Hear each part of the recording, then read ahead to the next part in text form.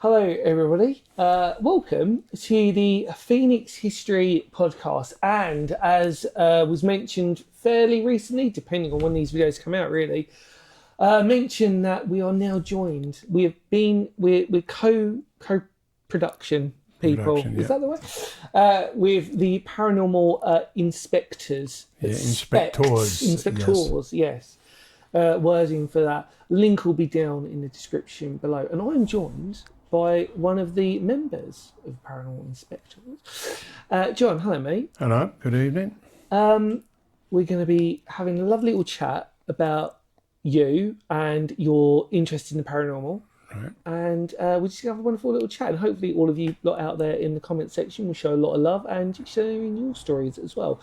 Brilliant. So, John, first off, what's your role in the paranormal team?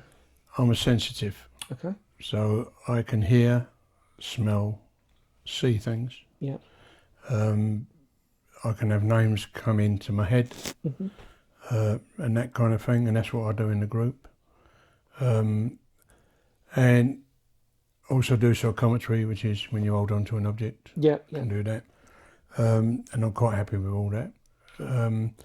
And I enjoy what I do. Good. Very, very interesting. And I hope it is to other people, because paranormal is what a lot of people are afraid of, but are absolutely fascinated by. Yeah. So, so when I say I'm a sensitive, I can go into somewhere and I can pick up things that are there, as in sense it. Yeah. And as I say, names can come to me. I can hear whispers in my ear and that kind of thing. And I've done that for so many years that it's ridiculous now. I mean, how long did you when did it all start? When did you start realising that you sort of had this? 5. When I was really? 5 years old. Long story short, Yeah. in the old days, the toilets used to be at the end of the garden, and of course you had no lighting. Yeah, of course. So they had the bucket on the middle landing in my nan's house at Kentish Town. Yeah. And I went out to go to the bucket, and there was this rather tall gentleman standing there. Never seen him before in my life. So I was like, oh, hello. And then went back to bed because suddenly didn't want to go. And when I spoke to my mother the next day, it turned out, see, I've got a different father to my 3 brothers, right? And it was their father. And I'd never seen him before in my life. And she got this photo out of a bag and said, was that him? And I said, yeah. And he was 6'7" tall. So that's why I said a tall gentleman.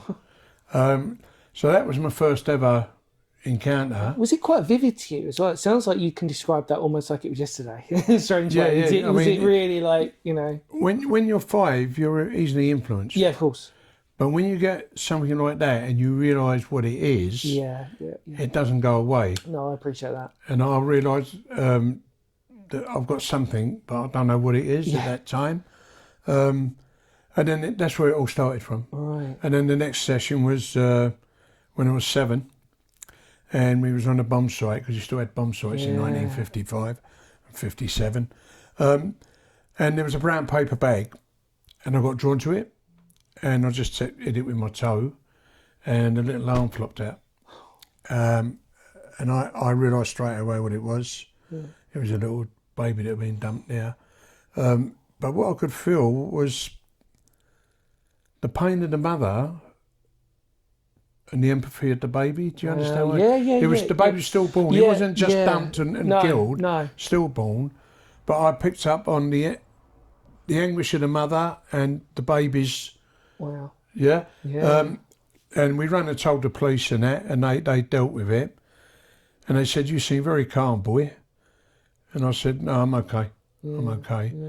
Because in a way, I dealt with it with that. Yeah. And then as we could progress, years ago when I was, 16, 17, I used to look after the boys because they was all like drugging up and whatever. Yeah. I never drunk, I never did drug. And we was in an alleyway, and I just had this absolute feeling that something was going to happen. And there was 2 guys came round, and they had knives. Yeah. And I used to do boxing and karate and all that, and we got rid of them, but I just had that feeling. before it even happened. And then when we fast forward to Northern Ireland, when I was out there, I used to be, and they used to listen. I used to go, don't go around the corner. Really, yeah. Because I had this sixth sense that there was a problem. Yeah. And nearly every time there was a sniper somewhere, either in a flat or a house or whatever, and going back to primeval again, you know, your senses. So that followed me into the army, and I've done that sort of thing. And then I used to do spiritual healing, the psychometry, visit people's houses if they asked me. I was never part of a group, I was on my own. And then I reached out to, which was the Kent Paranormal group, and they asked me a few questions. They went, oh, you'll fit right in, which I did. Then they got changed to case, then something happened and we left case and we got our own group. And the funny thing is all the sensitives left. So that is why we've now got the energy that we have when we go anywhere. I don't mean this to sound controversial because I'm interested. Yeah. Is it a blessing or a curse? I see it as a blessing. Yeah. I see You know it as what a I mean blessing. by saying that is because some people might be a bit too overwhelmed if they kept seeing and feeling that. No, you've got to switch off. Yeah. Now, this is the next bit I want to get to. Yeah, of course. Right? If you leave yourself open all day, every day, Yeah. you've got problems. Yeah. You have got serious problems. Yeah. I don't. You must close down, Yeah. But the other thing I can see is aura around people. What's that look like to you? Because obviously, you know, different colours. Yeah, it's colours, but they're in different. Yeah. Depending on how deep a colour is whether that person's well, unwell, Interesting. got grief, anything like that. Yeah. So I can do that, but I switch on for that. Right. Because I may look at somebody, and then I may say to my wife Jackie, I might say, "There's something wrong there." Yeah. And I'll go, "I'm just going to open up," and I open up, and I see the aura, and I go, "Oh, she's very ill or whatever." Yeah. And sometimes I actually talk to the person. Yeah. And I say, excuse me interrupting you, but you got a serious illness going on? And of course you get the usual reaction of, wow, hang on, this ain't right. Yeah. So that's that. So you must switch off. I mean, it's we just for clarification. I mean, obviously we've spoken before, and we honestly you'll find out through these episodes whenever they come out sequentially. But everybody's so lovely and welcoming, and I genuinely feel like that you're so fascinating as individual people and your stories that you say. And we know that even in these episodes, we'll probably come back and do a part 2 on everybody because there's just so much we can keep covering the more we know about them people. But I just think it's so interesting, and it's just like this trying to, at the moment, it'll be out there for the audience to sort of write in and just sort of like put some more questions to and stuff. But no, I'd love that. I mean, so let's move on from that then. So obviously you've spoken about auras and you've spoken about that sort of stuff. I mean, at the time that did you have to seek guidance on what you were going through with this, or did you have to learn for yourself? Was it a lot of reading, self-education? Right, this is a bit of where you go into the realms of woo. Okay. I've got 3 guides. Okay. Right, one is a young Asian Indian boy. Okay. The other one is what do you call it? Like a guru, a wise old man. Yeah. Right, and the last one is a Lakota chief. Okay. Right, hence why I was interested in Native American. Yeah. And that was my guidance. And people may laugh, they can do what they wish. I know what's fact. I speak to them. Are they, so in the paranormal sense, are they attachments or are they not necessarily attachments because they can come and go? How does that... So for me to try and understand that, you know what I mean? Like, because obviously when we say attachment, sometimes that can have a negative connotation in paranormal sense. But for you, obviously they're not for you. No. But they wouldn't be classed as attachments necessarily, would they? They're just literally spirit guides, aren't they? Really? They're spirit guides. They're not there all the time. Yeah. But if I've got a problem, if I don't feel well, whatever, they come back in. Yeah. Another story for you. My youngest boy, he used to be a seer. Well, he still is a seer. And I don't remember the Marchioness. Yeah, Marchioness. He was only young, but he was drawing a picture of that before it was on the news. Wow. The Mexico earthquake. was another one. Now, my wife knew nothing about me, nor did my sons, both my sons either. So she went to the psychic, I think it's Psychic Association, wherever it is, over West London. Paranormal Society for Psychological Research. She actually went over there without me knowing about it. And they put her in touch with a lady. Yeah. And she lived on the Isle of Dogs, and Jackie had to phone her. And she said, "You got a problem with your young son?" Right. Blah, blah, blah. Mm-hmm. And then she said, "Yeah, but what help can I get?" She said, "You got help there with you." And she's looking around, who? Right? And she said, "You have got somebody there who will help you." So she went round. She's going, "Someone can help me?" I said, "Yes." I said, "I can help you." And she went, "What do you mean you can help me?" Yeah, it didn't go down too well because she'd been suffering for weeks. Really? But I was told, daft as it sounds, I was told not to say anything. Because I think it was, what do you call it, a learning curve for her? Of course it is, yeah, absolutely. Anyway, she said, "How can you help me?" And then I told her a few things that only her family knew. Right. And she was like gobsmacked. Yeah. She was like, "Well, okay." So after that, she was fascinated by it. And she can see things as well, believe it or not. Really? Yeah. I think it runs in the family, whatever. So that's another story for you that...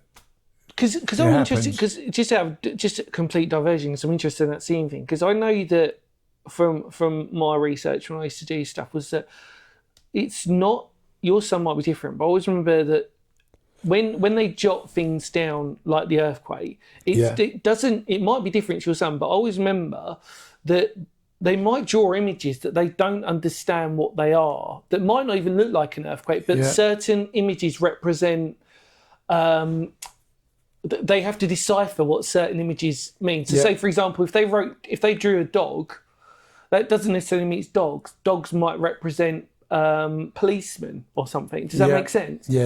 And it's only through them deciphering that, when they say, "Oh, the dogs are chasing me," that they think, "Well, hang on, I keep seeing these visions, these dogs," but actually the dogs are actually a metaphor for something else. I mean, was that like that with your son, or was it more straight? I don't know if you remember, you had the Marchioness and you had the Zeebrugger, and the Zeebrugger, a young girl died. A young girl died in the thing. Now, he didn't know nothing about this, so he's drawn the ferry and he's got to go in the water, right? And it was a girl of 12. Right? He's not Picasso, but you could get what he was saying. He's saying this was a ferry, Mum and Dad, and this is what happened here. And then we put the news on it was on the news. So because I was going to ask you then with him as well, I mean, the event for him when he had those episodes, are the events quite soon after, or are they almost instantaneous? Because obviously in that instance that was like pretty sort of instantaneous. Yeah. And then he had a daughter that was stillborn, and then he went away from all that. Oh, really? Yeah, he went away from it. So when we went to this last one we done at Manston, he came along as a guest, and he started picking things up. Really? And he said things, and that he'll How did he feel after that, though, for him?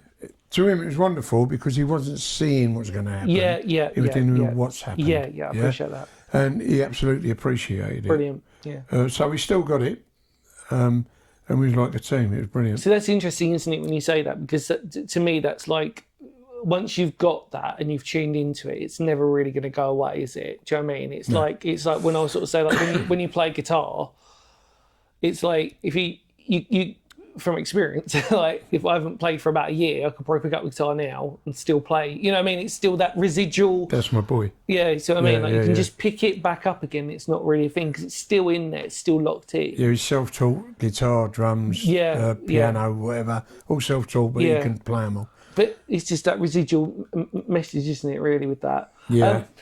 I suppose that really the big question I really wanted to ask you now then is obviously probably what is your most... It's really hard to word this because I suppose it's different for different types. But I'm going to say, what is your most scariest incident or encounter that you've had, if you can tell us that story. But scary is subjective, isn't it? Because it's like, for what one person might be scary, might not be scary. You know what I mean? Like, it's got to be a scenario thing. But for you, what's the one paranormal thing that you've ever witnessed or been a part of that's actually genuinely made you scared, let's just sort of say, or the most frightened, without being, you know what I mean, or not? No, sorry. Don't. Nothing, not in that respect. No, because that's interesting. You're going in to expect something. Yeah, of course. And whatever that may be is what you're there for. So I suppose, that? Yeah, absolutely. So, well, then actually, because that's interesting in itself, then, isn't it? Because I suppose then, well, then let's just rephrase it then, because I appreciate that. So let's just say that what's probably the most unexpected thing that's ever happened to you? Well, I'm going to bring up Northern Ireland. I can't help it. It's there. The reason I walked out earlier is because the young lad from the Sherwood Foresters was attached to our battalion. Okay. And I shook his hand and said good luck on the thing. Yeah. And I just got this massive wow, you know. You knew like that was... Yeah, I said, you just be careful out there, kid. 18 he was. I was 19. Right. I said, just be careful out there, kid. I said, you know, just keep your eyes peeled. And they'd gone out 10 minutes and we heard a crack. And he'd been shot through the head. Well, okay. And killed. So, to me, that was scary. Yeah. Because it's... I don't know if I foresee it or I felt it. Can I... Yeah, because it's a... I suppose I want to tread carefully what I'm saying. It's a justification, but not in the right way, if that makes sense. Yeah, you don't... No, but in that respect, you don't want to feel that you're right for what you felt, if that made sense, because of what had happened.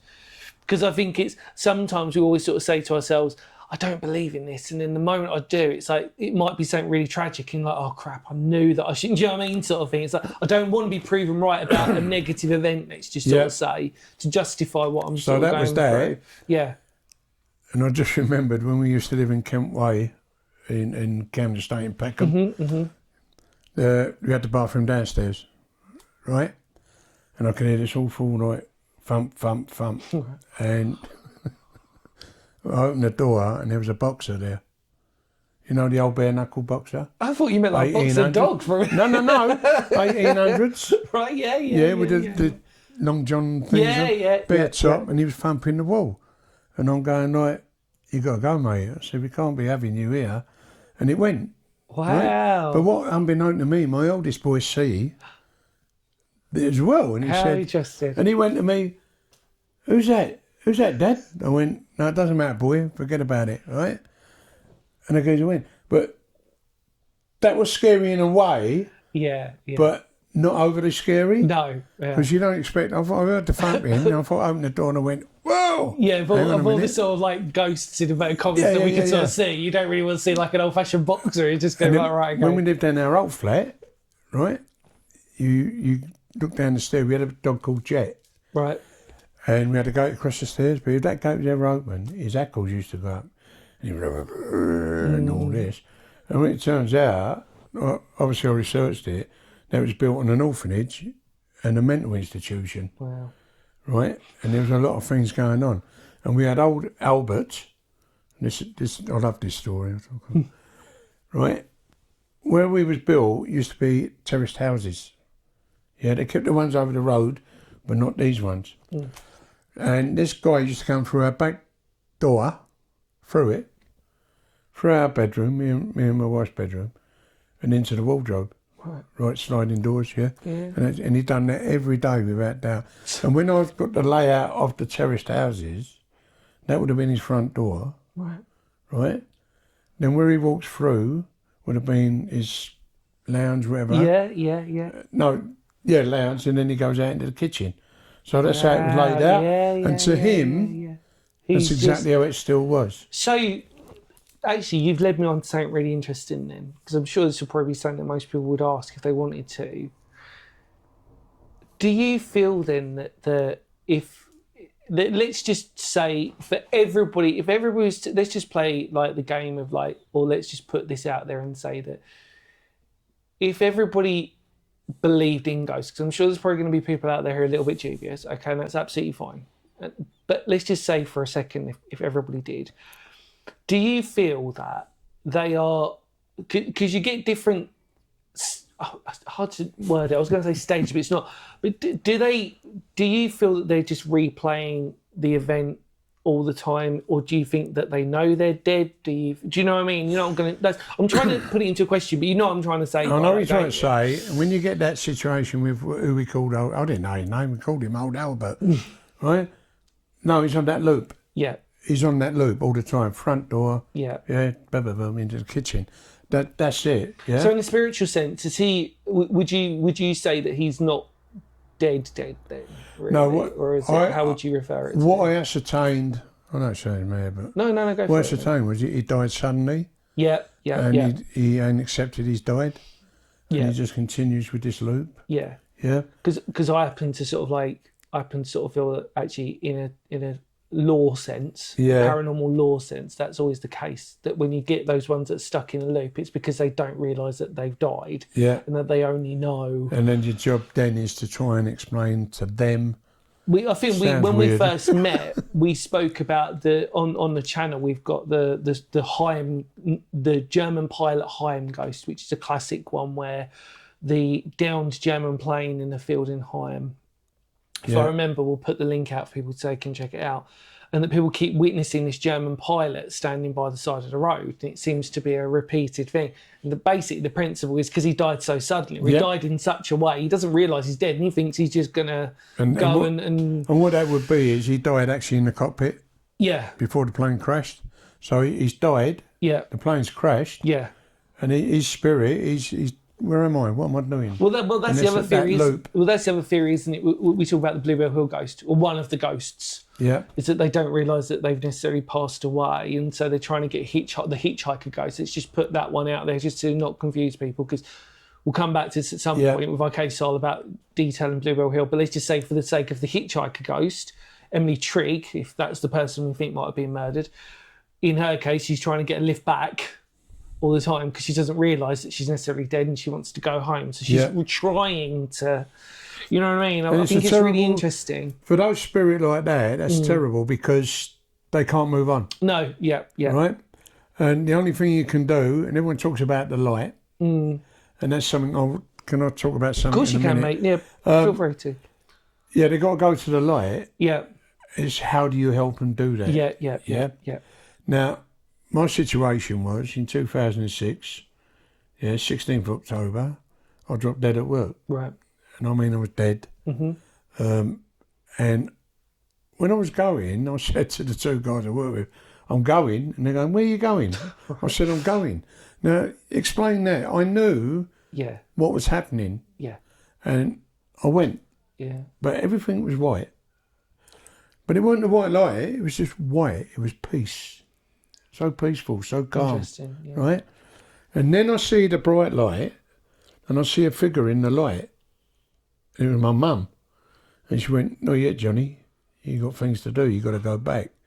And then they got me back, and it's like a Hoover, and it's like it's being sucked back into you, and I can't really explain that. It's like, and then you're back.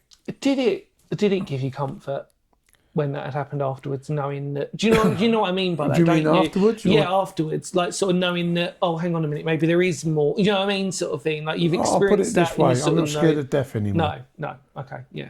And I think anyone out there that's had a similar experience would understand that. Yeah. I appreciate that. Because I know basically what's there. Yeah.